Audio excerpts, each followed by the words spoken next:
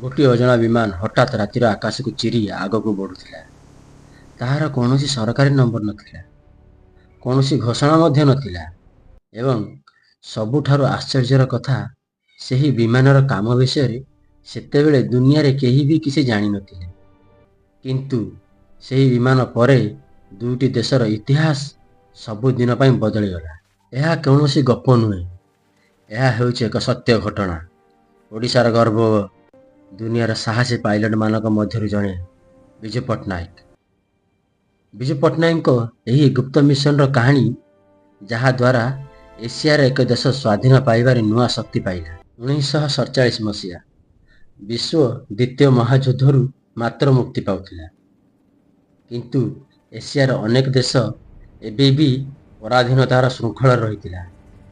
ସେହି ସମୟରେ ଡଚ୍ ସେନା ଦକ୍ଷିଣ ପୂର୍ବ ଏସିଆର ଏକ ଦେଶ ଇଣ୍ଡୋନେସିଆ ଉପରେ ପୁଣି ଥରେ ନିଜର ନଜର ଶାସନ ଚଳାଇବାକୁ ଚେଷ୍ଟା କରୁଥିଲା। ଇଣ୍ଡୋନେସିଆ ସେତେବେଳେ ନୂଆ ନୂଆ ସ୍ୱାଧୀନତା ଘୋଷଣା କରିଥିଲେ।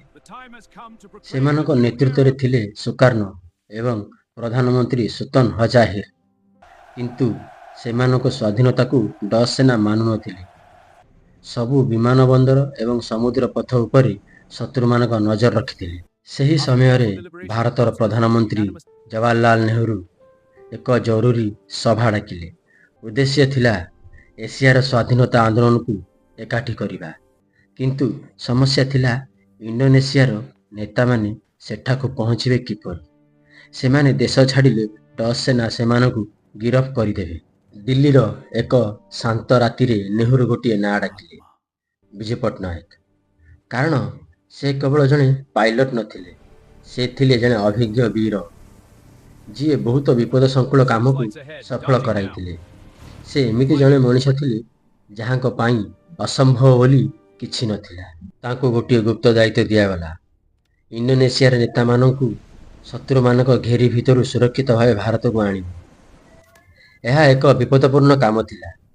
ଯଦି ବିମାନକୁ ଡଚ୍ ସେନା ଧରି ଦେଇଥାନ୍ତେ, ତେବେ ଦୁଇଟି ଦେଶ ମଧ୍ୟରେ ଯୁଦ୍ଧ ହୋଇଥାନ୍ତା। ଏହି କାମକୁ ସମ୍ପୂର୍ଣ୍ଣ ଗୁପ୍ତ ରଖାଗଲା। ସେମାନଙ୍କ ବିମାନ ଥିଲା ଡାକୋଟା। ସବୁଠାରୁ ବଡ଼ ଚ୍ୟାଲେଞ୍ଜ ଥିଲା ଶତ୍ରୁ ପକ୍ଷରୁ ଲୁଚିବା ଏବଂ ଅଜଣା ଜାଗାରେ ବିମାନକୁ ଓହ୍ଲାଇବା। ବିଜୁବାବୁ ଜାଣିଥିଲେ ଏହା ଏକ ସାଧାରଣ ଉଡ଼ାଣ ନୁହେଁ, ଏହା ଏକ ଗୁପ୍ତ ଅଭିଯାନ। 1947ର ବିମାନ ସେହି ଦିନ ଉଡ଼ିଲା। ବିଜୁବାବୁ ବିମାନର ରେଡିଓ ବନ୍ଦ କରିଦେଇଥିଲେ, ଯାହାଦ୍ୱାରା ଶତ୍ରୁମାନେ ତାଙ୍କ ରାଡାର ଧରିପାରିବ ନାହିଁ। ସେ ବହୁତ ତଳେ ତଳେ ବିମାନକୁ ଉଡ଼ାଇଲେ। ଯେତେବେଳେ ସେ ଭାଜା ଦ୍ୱୀପରେ ପହଞ୍ଚିଲେ, ସେଠାକାର ମୁକ୍ତିଯୋଦ୍ଧାମାନେ ଗୁପ୍ତ ଭାବେ ନେତାମାନଙ୍କୁ ସେଠାକୁ ଆଣିଥିଲେ। ସୁତନ୍ ହଜାହିର ବିମାନରେ ଚଢ଼ିଲେ। ସେ ଜାଣିଥିଲେ ଏହା କେବଳ ଏକ ଯାତ୍ରା ନୁହେଁ, ଏହା ତାଙ୍କ ଦେଶର ଭବିଷ୍ୟତ ଯାତ୍ରା। ବିମାନ ଉଡ଼ିଲା। କିଛି ମୁହୂର୍ତ୍ତ ପାଇଁ ସମସ୍ତଙ୍କ ନିଶ୍ୱାସ ଅଟକିଗଲା, କିନ୍ତୁ କୌଣସି ଆକ୍ରମଣ ହେଲା ନାହିଁ। ବିଜୁ ପଟ୍ଟନାୟକଙ୍କ ନିଜ ଦକ୍ଷତା ଶତ୍ରୁମାନଙ୍କୁ ଚକମା ଦେଇଦେଲେ। ଜଣେ ପାଇଲଟଙ୍କ ସାହସ ଗୋଟିଏ ଦେଶର ଆଶାକୁ ଉଡ଼ାଇ ନେଲା। ଦିଲ୍ଲୀରେ ସଭା ଚାଲିଥିଲା। ସମସ୍ତଙ୍କ ନଜର ଥିଲା ଇଣ୍ଡୋନେସିଆର ନେତାମାନେ ଆସିବେ କି? ଯେତେବେଳେ ବିଜୁଙ୍କ ବିମାନ ଦିଲ୍ଲୀରେ ଓହ୍ଲାଇଲା, ସେହି ଖବର ସବୁଆଡ଼େ ବିଜୁଳି ଭଳି ଖେଳିଗଲା। ଏହା କେବଳ ଏକ ଉଡ଼ାଣ ନଥିଲା, ଏହା ଏକ ସନ୍ଦେଶ ଥିଲା ଯେ ଏସିଆ ଏବେ ଏକାଠି। ଏହି କାମର ପ୍ରଭାବ ବହୁତ ବଡ଼ ଥିଲା। ଇଣ୍ଡୋନେସିଆକୁ ଦୁନିଆର ସମର୍ଥନ ମିଳିଲା ଏବଂ ଭାରତ ଏକ ଶକ୍ତିଶାଳୀ ଦେଶ ଭାବେ ଉଭା ହେଲା। ଗୋଟିଏ ଉଡ଼ାଣ ଯେ ଏତେ ବଡ଼ ପରିବର୍ତ୍ତନ ଆଣିପାରିବ, କେହି ଭାବିନଥିଲେ। ଇଣ୍ଡୋନେସିଆ ସରକାର ବିଜୁ ପଟ୍ଟନାୟକଙ୍କ ସାହସକୁ ଭୁଲି ନଥିଲେ।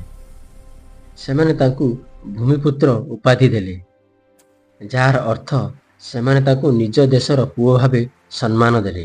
ବିଜୁ ପଟ୍ଟନାୟକଙ୍କ ଜୀବନ ଦେଖିଲେ ଜଣାପଡ଼େ, ସେ ବିଶ୍ୱାସ କରୁଥିଲେ ଯେ ସ୍ୱାଧୀନତା କେବଳ ନିଜ ପାଇଁ ନୁହେଁ, ସବୁ ଦେଶ ପାଇଁ ହେବା ଉଚିତ। ସେଥିପାଇଁ ସେ ନିଜ ଜୀବନକୁ ବିପଦରେ ପକାଇ ଅନ୍ୟ ଦେଶ ପାଇଁ ଏହି କାମ କରିଥିଲେ। ଆଜି ବି ଏହି ମିଶନର ଅନେକ ତଥ୍ୟ ଗୁପ୍ତ ରହିଛି। କଳ୍ପନା କରନ୍ତୁ, ଯଦି ସେଦିନ ବିଜୁ ପଟ୍ଟନାୟକ ନା କହିଦେଇଥାନ୍ତେ, ହୁଏତ ଇଣ୍ଡୋନେସିଆକୁ ଭାରତର ସାହାଯ୍ୟ ମିଳିପାରିନଥାନ୍ତା। ଜଣେ ମଣିଷର ସାହସ କେମିତି ସାରା ଇତିହାସକୁ ବଦଳାଇ ଦିଏ। ଏହା ତାହାର ପ୍ରମାଣ। ଏହା ଥିଲା ଏକ ଗୁପ୍ତ ଉଡ଼ାଣର ସତ କାହାଣୀ, ଯେଉଁଠାରେ ଓଡ଼ିଶାର ଜଣେ ସାହସୀ ପୁଅ ନିଜ ଡେଣାରେ ଏକ ଦେଶର ଆଶା ନେଇ ଉଡ଼ିଥିଲା। ସାଙ୍ଗମାନେ, ଆପଣଙ୍କୁ ଭିଡ଼ିଓ କିଭଳି ଲାଗିଲା ମୋତେ କମେଣ୍ଟ କରି ପ୍ଲିଜ୍ କୁହନ୍ତୁ।